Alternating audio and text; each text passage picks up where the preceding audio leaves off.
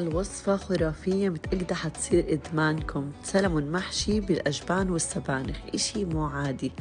هنا بطاطا مهروسة مع زبدة مع كريمة عشان نقدمها مع السلمون.